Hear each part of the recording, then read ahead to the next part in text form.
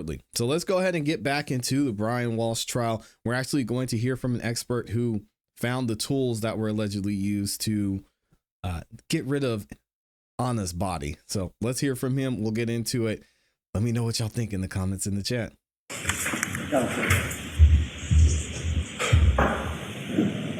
It's getting crazy.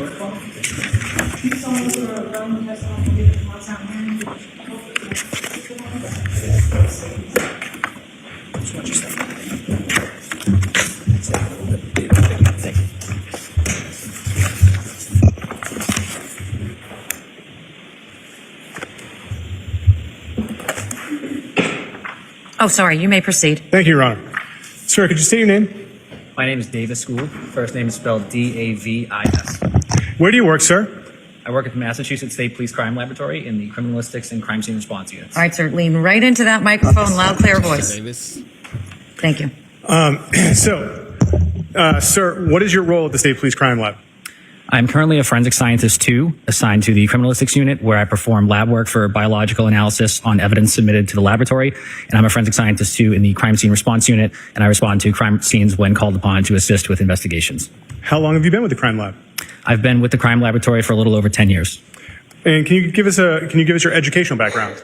Yes, I have a Bachelor of Science degree from West Virginia University with a major of forensic and investigative science and a minor in biology. And can you detail your history with the crime lab for us? I first started working at the crime laboratory in 2015 with the CODIS Collection and Investigative Unit. I was a lab technician. I was at that position for approximately a year and a half until a position opened up in the Criminalistics Unit, where I joined as a Forensic Scientist 1. There was about a 1-year-long training period where I went through various modules of training, and upon that completion, I was then promoted to Forensic Scientist 2, which is when I began working on cases. And you said the CODIS unit. What is that, sir? The CODIS unit is a unit at the State Police Crime Laboratory responsible for collecting DNA standards from individuals who are required by Massachusetts general law to supply standards to the state database. Now, sir, you've said I think you kind of briefly told us that you work for 2 units and the difference, but if you could just help us figure this out. What's the difference between the Criminalistics Unit and the Crime Scene Response Unit? Sure. So the Criminalistics Unit exclusively works in the laboratory. We get cases assigned to us by supervisors, and we then perform the necessary biological analysis on those cases based on the information provided to us. The Crime Scene Response Unit, everyone in the Criminalistics Unit is also in the Crime Scene Response Unit. That unit performs the same biological analysis and trace collections as well. However, we respond to the physical crime scenes when called upon to collect evidence, to perform testing, and then write reports. Are you familiar with competency tests? Yes, I am. Can you tell us what competency tests are? Competency test is a final test that is conducted at the end of training. In the Criminalistics Unit, I went through a training period where there were separate modules, where each module is a particular discipline of forensic science. So blood testing, other bodily fluids, trace analysis, etc. And upon completing each of those modules, there is a final exam at the end called a competency test, of which I passed prior to working on any cases at the laboratory. So I think you might have answered my question, but you passed your competency test? Yes, I did. Now, are you familiar with what's a proficiency test? I am, yes. Can you tell us what a proficiency test is opposed to a competency test?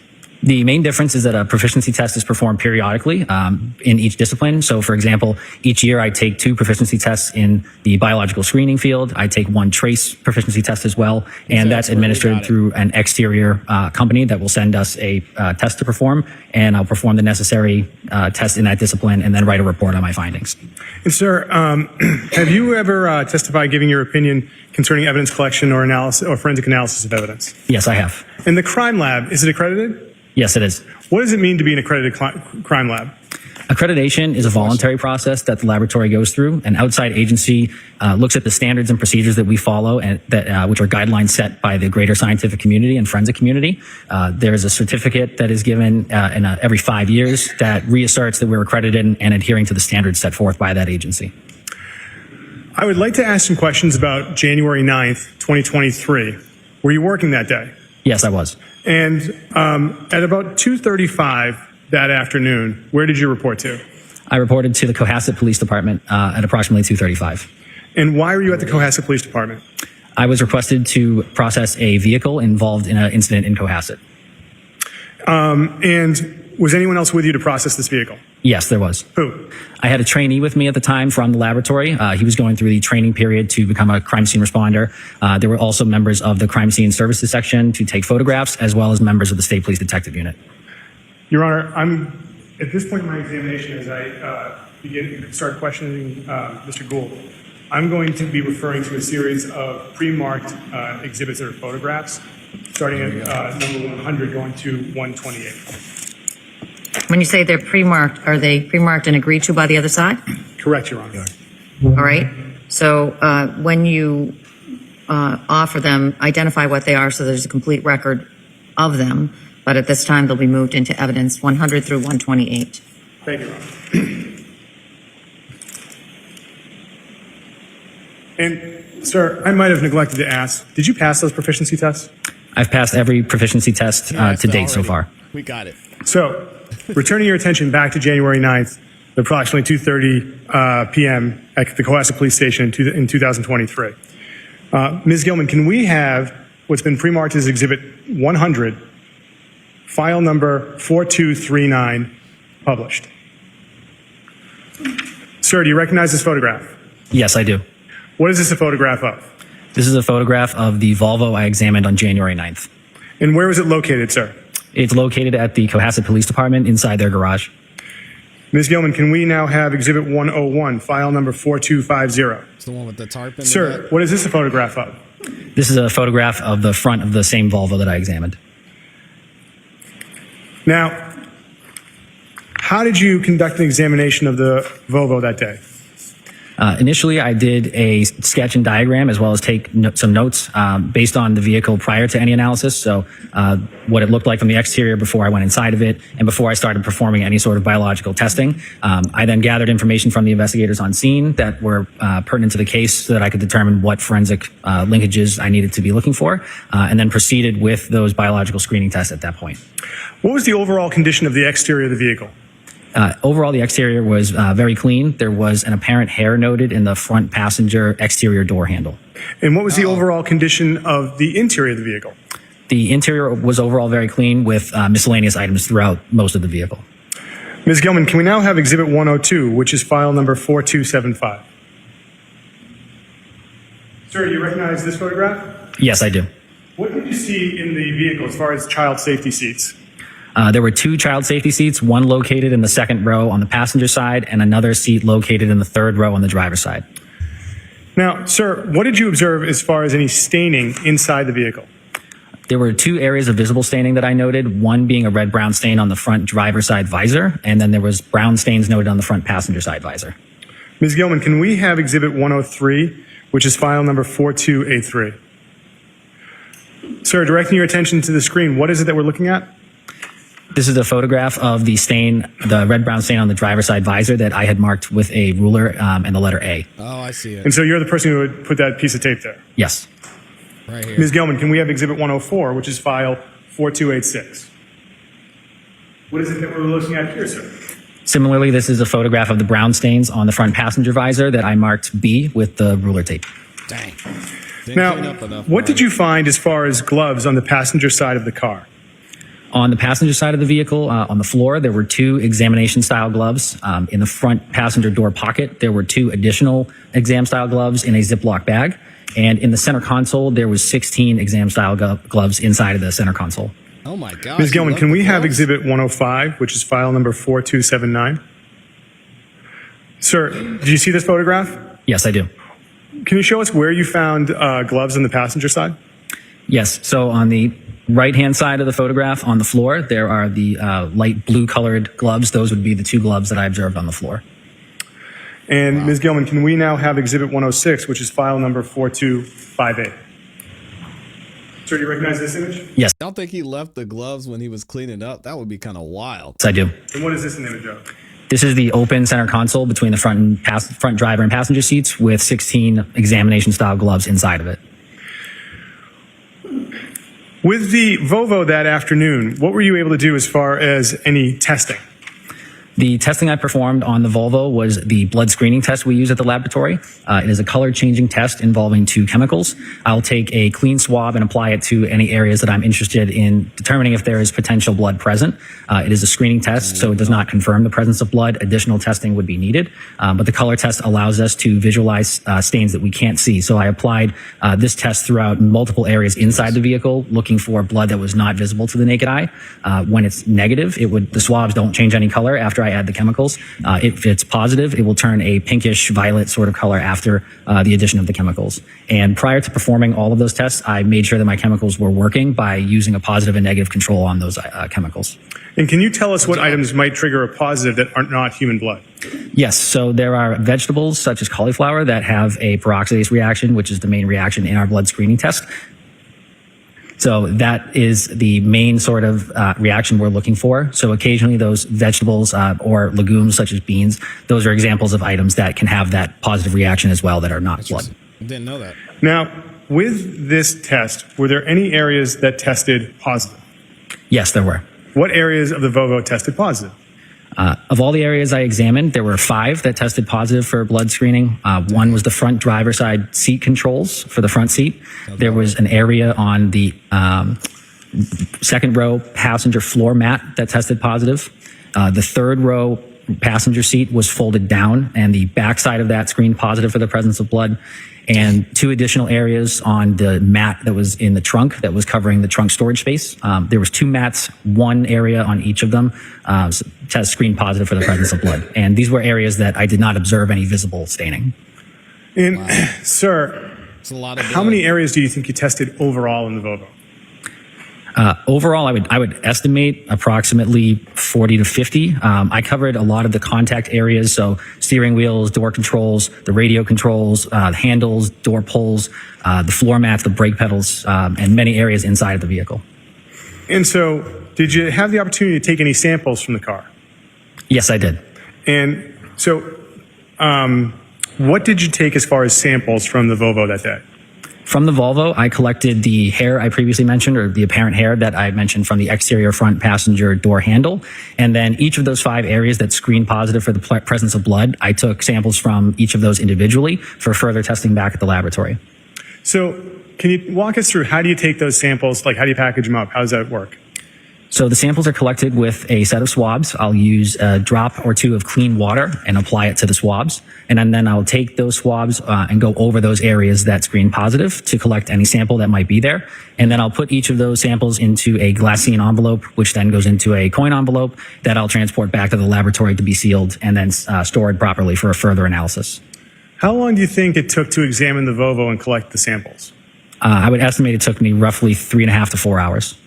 And after collecting the swabs, did you go back to the crime lab? No, I did not. Where did you go to next? While I was examining the vehicle, I was requested to respond to 300 Forest Street in Peabody, Massachusetts. Well, what time do you think you got to 300 Forest Street? I arrived there approximately 8:15 p.m. And can you describe what 300 Forest Street in Peabody is? 300 Forest Street is a recycle and trash collection center located just off of Route 1. Uh-oh. And So we found the tools. what did you see when you got to 300 Forest Street? Mainly, there was a large area where trash had been collected from various neighborhoods and areas, and there was a certain section of trash that had been separated from the larger piles that were there. Ms. Gilman, can we have what's been marked as Exhibit 107, HAS 6556? Sir, do you recognize this image? Yes, I do. What is this an image of? This is the entrance to the recycle and trash collection center, showing the mounds of garbage that are there. And Ms. Gilman, can we have HAS 6564, which has been previously marked as Exhibit 108? And do you see this image, sir? Yes, I do. What is this an image of?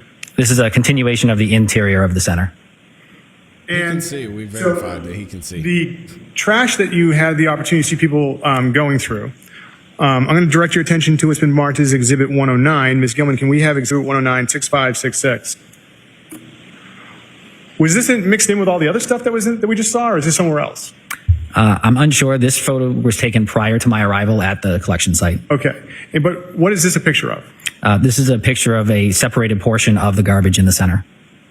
Now, what did you see? What did you see as far as people searching or going through the trash that night? By the time I arrived, the main search had already been done, and there was bags of trash that were beginning to be emptied and inventoried by Crime Scene Services section and the detective unit that was there. And so what was your role as far as dealing with these bags of trash that other officers were going through? My main role was to assist with the other units that were present and to sift through the items in those bags to determine what items would be relevant for forensic analysis and then which units would be responsible for taking those items back to the laboratory afterward. And so once, what was the first thing that was done when a bag was opened if there was some kind of evidentiary analysis that needed to be done on it? The first thing that I did while the trash was being emptied was I had my notes where I noted the items that were coming out of the bags, and then I worked with the crime scene services section trooper there as well, who photographed those items as they were coming out of the bag as well. And how many different bags of, is it fair to say that you numbered the bags that you found to have some kind of value to you that night? The crime scene services section did use placards to denote the bags that they were removing and photographing. All right. Ms. Gilman, can I ask that you publish what's previously been marked as Exhibit 51, file number 6810? Sir, do you recognize this image? Yes, I do. All right, so what's happening in this image that night when you were at 304th Street? This is the contents of one of the trash bags that was separated at the center. And Ms. Gilman, can you now show us Exhibit 52, file number 6867? Uh-oh. So now what are we looking at in relation to that last image, sir? Since that last photograph was taken, bench paper was put out onto the floor of the collection center in order to preserve the integrity of the evidence that we were collecting at that point. And so if it went onto a piece of paper like this, was it going to be collected? Potentially, yes.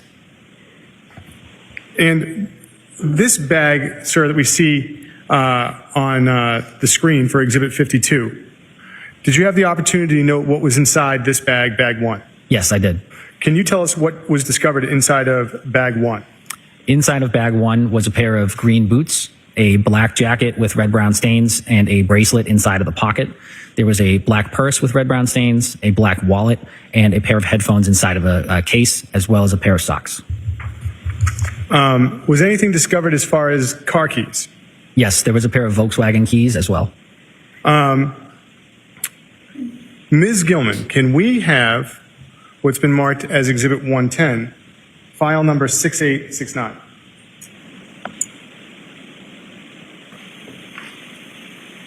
Is this also the contents of that first bag? That's correct. And Ms. Gilman, can we now have Exhibit 111, which has been marked as 6870? This is not good. Are these also the contents of that bag? Yes. Now, I'd like to ask you about another bag that you found or had the opportunity to examine. Was there a trash bag with a designation 2? Yes, there was. What was discovered inside of bag 2? Inside of bag 2 were 2 white towels with red-brown stains, as well as a piece of tape with apparent gauze and red-brown stains inside of it. Ms. Gilman, can we have Exhibit 112, which is file number 6898? Sir, is that one of the towels that was found inside of bag 2? Yes, it is. And Ms. Gilman, can we have Exhibit 113, file number 6902? Is that the second towel that was found inside the bag, sir? Correct. And what's the other items around the towel? Those are miscellaneous tissues with red-brown stains. Now, was there a bag 3? Yes, there was. What was discovered inside of bag 3? Inside of bag 3 was a white bathrobe with red-brown stains. Ms. Gilman, can we have what's been marked as Exhibit 114, file number 6906? Sir, is this a picture of what was found, the bathrobe found inside of bag 3? Yes, it is. Now, was there a bag 4? There was. What was discovered inside of bag 4?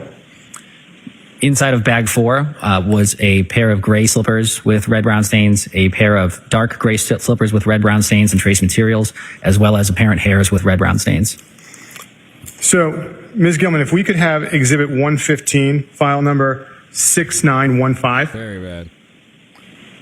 Sir, do you recognize this image? Yes, I do.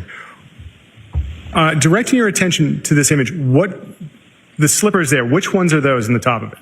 The slippers located at the top are the gray slippers. And at the bottom, what is there next to the left of the jar? There is a leather strap wristwatch located as well. And you had said that there was a second pair of slippers that was recovered from that bag? That's correct. Ms. Gilman, can we have Exhibit 116, file number 6929? Sir, can you tell us where the second pair of slippers is in this photo? Yes, at the bottom center of the photo, you'll see the dark gray slippers with the red brown stains and trace material noted on the bottom of one of the slippers. What is trace material? Trace material could reference a number of things. In this particular instance, it references the apparent hairs or fibers that I observed on the slippers. Ms. Gilman, can we have Exhibit 117, file number 6934? Sir, what is the trace material you saw that night when you were at 300 Forest Street? In the photo on the right-hand side of the overturned slipper, there are the apparent hairs and fibers that I called trace materials located on the right-hand side at the toe end of the slipper. Jeez, man. Sir, I'd like to ask you some questions about bag number 5. What did you observe inside of that? What did you observe produced from bag 5? Bag number 5 contained pieces of rug with red-brown stains on some of the pieces. Ms. Gilman, can we have Exhibit 118, which is file number 6948? Sir, what are we looking at here? These are pieces of a rug with red-brown stains that I noted on 2 of the pieces. And Ms. Gilman, can we have Exhibit 119, file number 6944? Sir, where did you see the red-brown staining on the rugs? On the 2 leftmost pieces, the left piece has red-brown stains in the bottom right corner, and then the one in the center of the photo has red-brown stains on the majority of the piece of rug. So, sir, after bag 5, did you have the opportunity to see anything produced from the 6th bag? I did, yes. What was produced from the 6th bag? Inside the sixth bag was additional pieces of rug with red-brown staining on those as well. And besides red-brown staining from of rug, what was discovered as far as a Tyvek suit? There was a white Tyvek suit discovered in the bag as well, along with a wrapper for a Tyvek suit. Was anything else discovered as far as a safety goggles or anything like that? Yes, safety goggles were discovered, as well as additional miscellaneous items. Ms. Gilman, can we have Exhibit 120, which is file number 6951? Sir, do you recognize this image? Yes, I do. What is this an image of? This is an image of the safety goggles and Tyvek suit wrappers that were found in bag number 6. Can you tell us what a Tyvek suit is? A Tyvek suit is typically a piece of personal protective equipment that one would wear in order to protect themselves from anything they might be working with. Have you ever worn one? I have, yes. When would you wear one? I have worn one specifically during training sessions where there are biological fluids that we are experimenting with. This is crazy. Ms. Gilman, can we have Exhibit 121, which is file number 6956? Sir, do you recognize this image? I do, yes. What is this an image of? This is an image showing more of the pieces of the rug. And Ms. Gilman, can we have Exhibit number 122, file number 6952? What are we looking at here, sir? Jeez. This is a photograph of the lower half of the Tyvek suit from bag number 6. Did you have the opportunity to see the contents of a 7th bag that night? Yes, I did. What was inside the 7th? What was produced from the 7th bag? Your Honor, may I refer to my notes? Okay. Yeah, he asked the judge. That's cool. The 7th bag contained a bottle of hydrogen peroxide, a ice pack, a blue flat sheet as well. And sir, I neglected to ask you about the rug as well. I showed you one image, which was Exhibit 121. So, Ms. Gilman, can we have Exhibit 123, file number 6963? Sir, what is this we're looking at? This is another piece of the rug from bag number 6 containing red-brown stains with apparent tissue.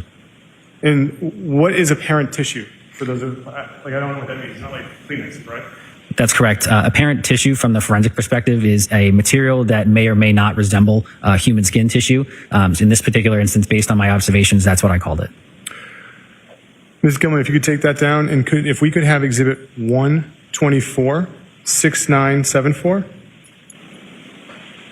And so, sir, does this represent the contents of the 7th bag? Yes, it does. And so, in the upper center, what is that brown bottle? It is a bottle of hydrogen peroxide. And the cut up like labels off to the side, did you note what those were for?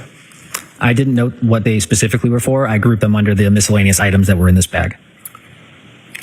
And now, sir, did you have the opportunity to see an eighth bag in the contents produced?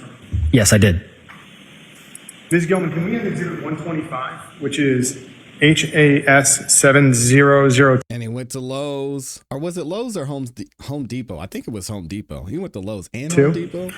Brian was busy. Sir, what is it that we're looking at here? This is a photograph of the contents of bag number 8. And what was produced from bag number 8? Bag number 8 contained a hammer, a pair of wire snips, a hatchet, and a hacksaw with red-brown stains on it. If these are the tools that Brian got from the department store, then yeah, go ahead and wrap this thing up. Jeez, man. And what are wire snips, and then what are shears? They're sharpened tools that can be used to cut an item of interest. So which one of those two objects is snips and which one is a shear? The shears are located on the right-hand side of the photo. The snips are located in the center between the hacksaw and the hatchet.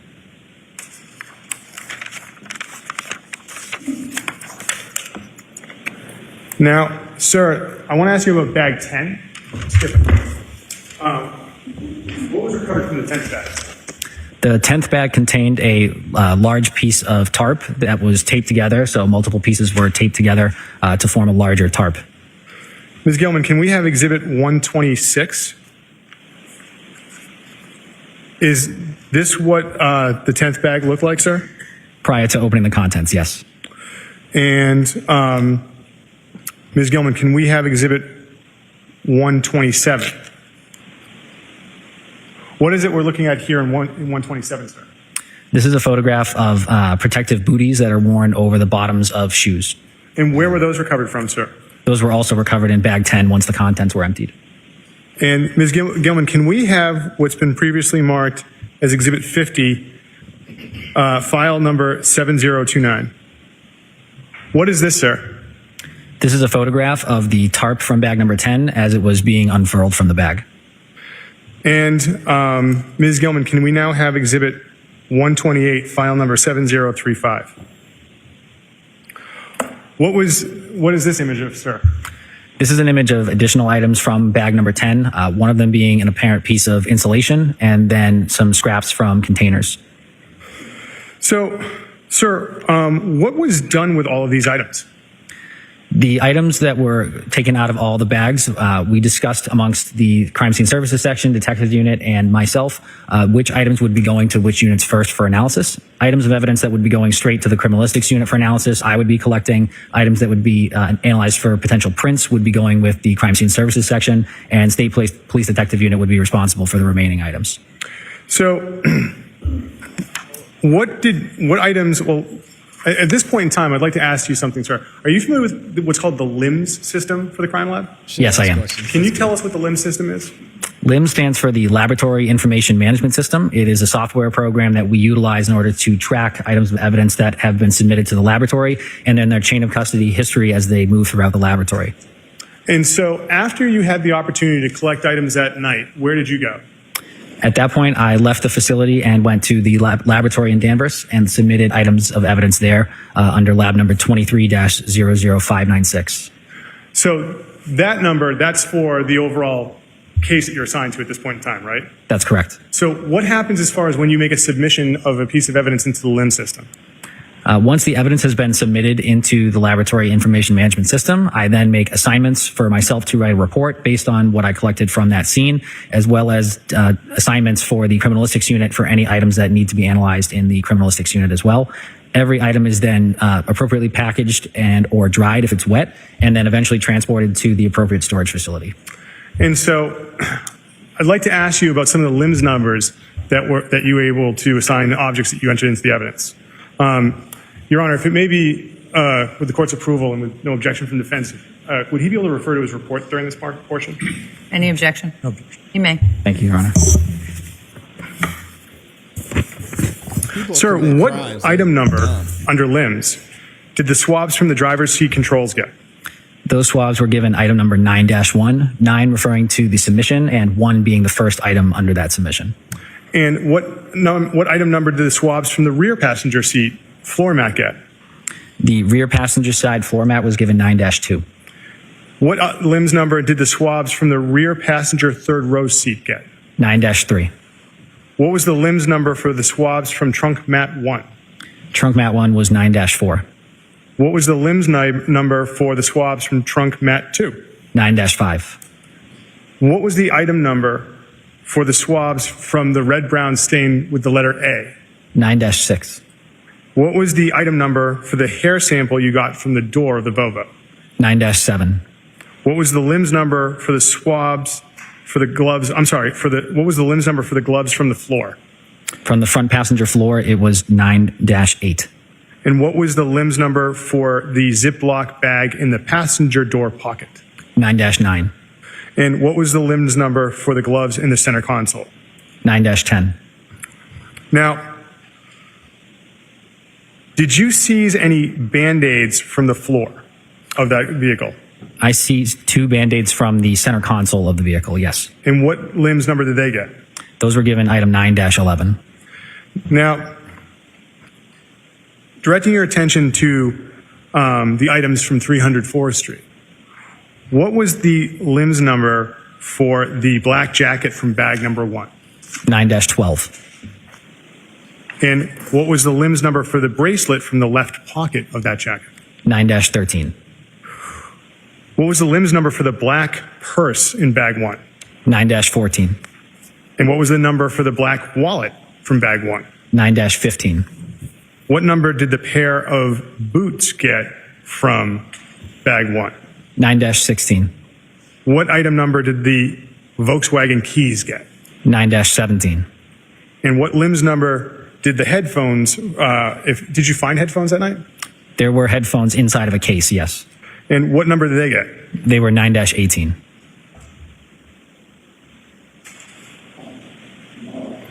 What item number did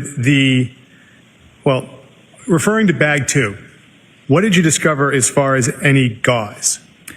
Inside of bag 2 was a piece of tape that had gauze inside of the tape. So the non-adhesive side was on the exterior and then the gauze was on the interior of that tape.